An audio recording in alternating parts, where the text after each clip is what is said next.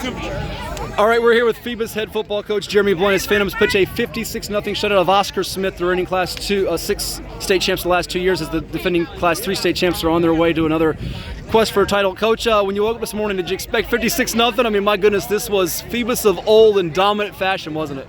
Well, the thing is, man, last year we learned a lot coming off of that field. Our kids handled that loss with class.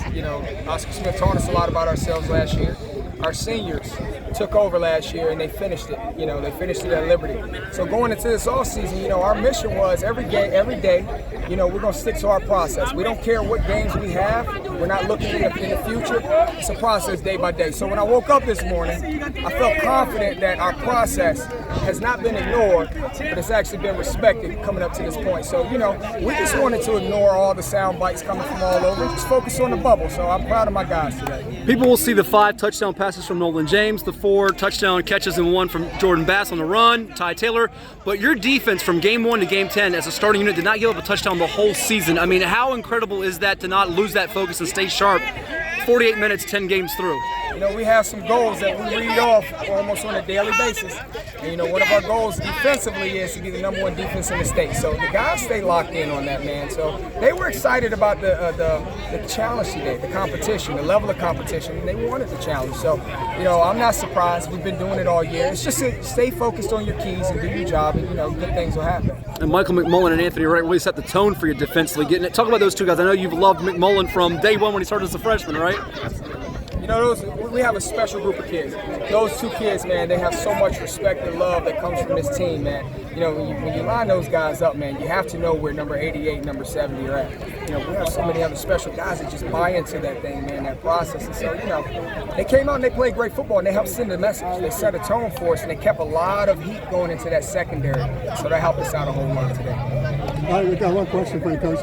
Last year, going into the playoffs, you had a loss 42-0. What kind of focus do you think this win will give you going into this year's playoffs? Our thing is sticking to our process. It's a daily focus. So, we're just going to continue to do what we've been doing. We're not going to get ahead of ourselves. This win doesn't solidify what happens in December. We got to take care of who's up next, and we got to really get better because everybody's going to come looking for us because they're hoping that we'll go into the ball game complacent. We won't let that happen. We're going to stay focused on the prize.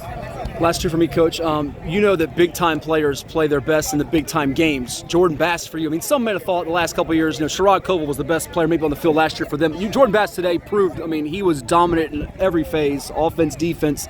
Does he do anything that surprises you anymore, and just how good is he now? How good can he be when he does this? We have some special kids over here on Island Street, man. And it's good to hear our kids being talked about again because for some time that hasn't been the case. But, it's on us, too, to come out and prove it. And, today that happened.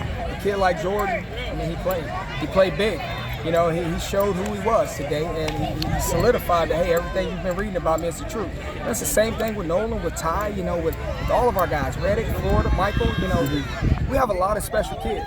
And so they all stepped up to the challenge and solidified that, hey, we're good ball players too. Yeah, Nolan didn't have a ball hit the ground in the first half. Lastly, Coach, it felt like 10 years ago there was a change in the guard moment when you guys lost at Harbor Park to Lake Taylor. Today, I know you want to win a state championship. It's just one game, but bragging rights in the area. Talk about the meaning of this and to do this in the fashion that you did. That certainly to win a state championship, you want to protect home turf and be the best anywhere, district, regionally, area, statewide. This had a lot of extra meaning and pride to your guys, didn't it? Well, absolutely. So one of our goals is to be the top 3 in all throughout all classifications in the state. Okay, so we focus on trying to check off that box. We know having teams like Oscar Smith on the schedule, Lake Taylor on the schedule, it can help you get yourself in position to say that, hey, we're worthy to be ranked high in the state. So, for us, we feel good that goal number 6 is still something that's obtainable. So, we're excited about that. We're extremely excited about that. What's the old Phoebus saying as the beat goes on? Thank you so much. Congrats on the win. Absolutely. Thank you.